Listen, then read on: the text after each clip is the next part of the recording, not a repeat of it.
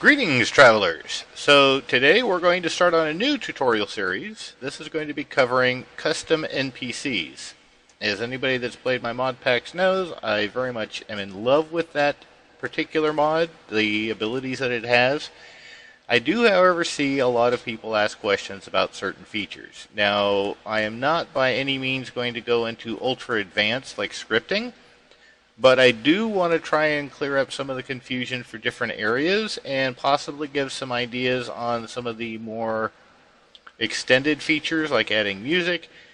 This will be a multi-part series because I will cover, depending on how much information I give on each section, this could be as many as 5 episodes, but we'll find out and you'll know in the description how many episodes there will be once that part is ready. Don't pay attention to anything in the background. This is my build world where I just come in to tinker around with different things that I want to add to maps. But we will certainly get started, so I will be right back and we will get started on the tutorial.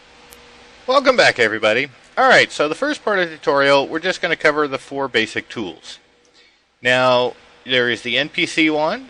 This is the one that you'll use primarily. It's the one that will create new NPCs. It will allow you to edit NPCs either directly or even indirectly. And we have some visitors, so let's set this game to peaceful because I don't want any interruptions. There we go. But you can also edit NPCs remotely. You just click in the air, any NPCs within range, and it's within loaded chunks. It'll show a list of those NPCs, and you can select the appropriate one and just edit it that way so you don't have to go find it. If you want to know where an NPC is, teleport. So you select it, TP, and it'll set you right there.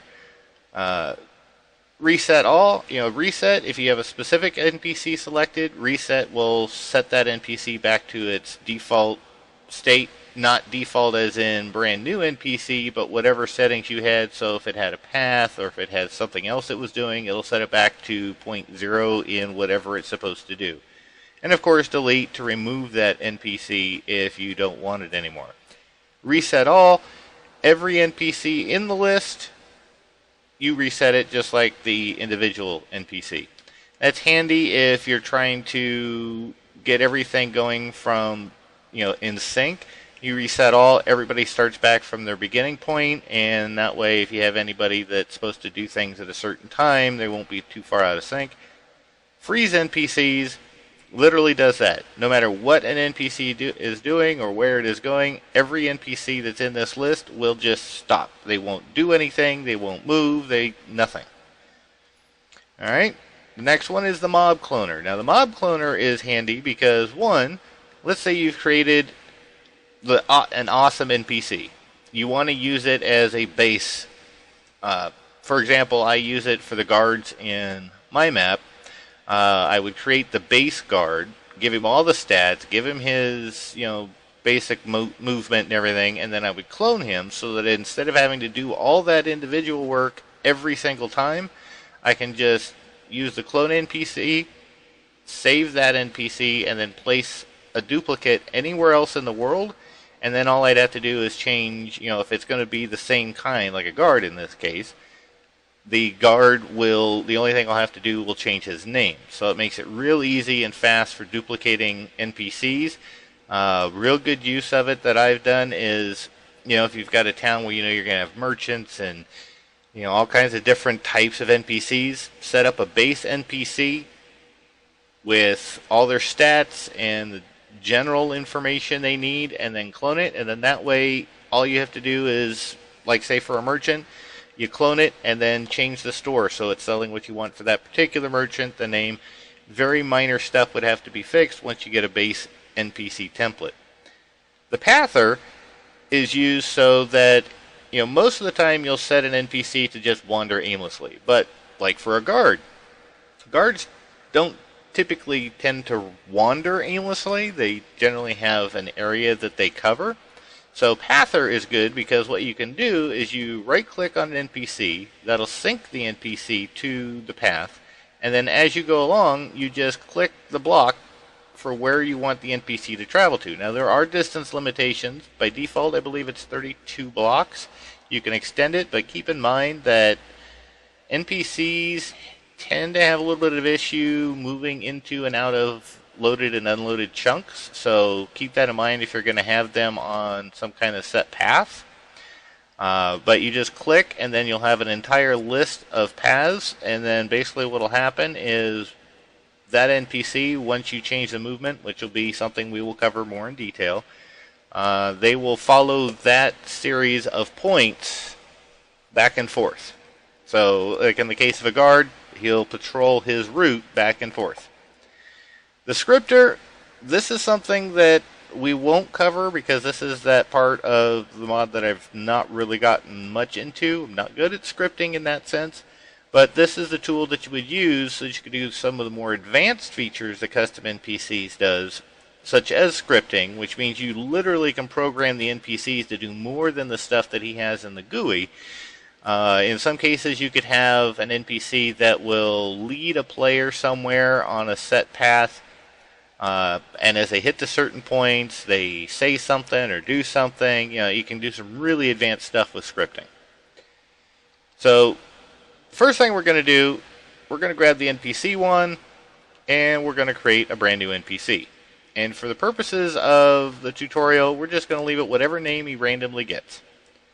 So, whenever you're done in this, you can't escape out of this GUI. You have to hit the X. So for now, what you're going to see is we have a generic NPC with the Steve skin, and he will just sit there and kind of rotate in place and look like he's doing something. But we're going to try and do more than that. So the first part we're going to do is we're going to hit stats. Well, actually, let's even go further. Let's go with textures. So this first page of the GUI is your basic information page. Name, title, so let's say you have, well, we'll just stick with, I think we'll just end up doing a guard. So let's say that this is a guard for a kingdom. So literally, you would just type in, we'll just do King's Guard. If I can type. So when you come back out, you'll see now he's got the little title. Now green, that's faction. We'll get into that later on, but for now, you can see King's Guard, perfect. Now model, this is a little bit, I won't go too in depth in this, but the nice part about this is you can actually change the look, so you can give them hair for color. You can do headwear. You can do the mohawk, so you can actually give them a mohawk that will render on the NPC, and there's several different types for that. You have beards you can give them if you want to give them some extra looks. Snouts, if you want to do, like right there, small, medium, large, bunny, and even so much as ears. That way you can actually make them look however you want. But you can do that with the head, the body, the arms, the legs. If, let's say you have a mob monster from a different mod, most of the time they will show up in this list. Now this is a long list because this is actually using the same set as my mod pack. But you can see every monster that's registered in the game gets registered as a model that you can actually add in. So we'll just do a villager farmer. So that's if you want to do the model. And you can even do a child so they're smaller. And then it'll do some basic AI for wandering around. Now, since I don't really want to use the model this time, we're going to delete this. Start over again. And you will see you get a random name each time you create. So it is possible you could get several NPCs with the same name. Just keep that in mind. So for texture, if you want to keep with the base model and the base texture, just select, and then it'll show you whatever textures CustomNPC's has by default, which there are quite a few. There are ways to add your own skins. And you can see all the list of the different folders that you can go through to select the different skins. But you can actually set up your own skins if you want. So in my case, I've actually done that. So since we're going to go with a guard, we're going to go with my custom skins. And I have quite a few too. And let's see. Let's go with this guy. So now, he has a completely different skin. Now you can also do player skins. If you click texture, it'll do player, and then you just type in the player's name. And it has to have, it's case sensitive, so the player has to have, if you use, like, say mine is Great Orator, the G and the O have to be capitalized, and then CustomNPC's will display the NPC with whatever player skin that you've given it. You can also do capes, and there's other overlays. You guys can play around with that if you want. Living animation, that's basically, is it going to do anything? Is the NPC visible? By default, yes. You can do no. You can do partial. So you could use something like that. Like if you want an NPC invisible, maybe you want to use them for a different purpose. You don't actually want interaction with the NPC itself, but you want them there for a different purpose. You could make them completely invisible, so when the player right-clicks, say, a door, they may think they're right-clicking a door, but they're in fact right-clicking an NPC. Partial, an easy one, you want them to look like a ghost. Boss bar. So if you're going to make NPCs to be that final battle that everybody has to go through, you can actually give them a boss bar, and then that way when the players go to fight them, they'll have that same feel as a Minecraft boss. And you can even do it when they're, so it's only attacking, so they don't know that there's a boss until they attack, that kind of thing.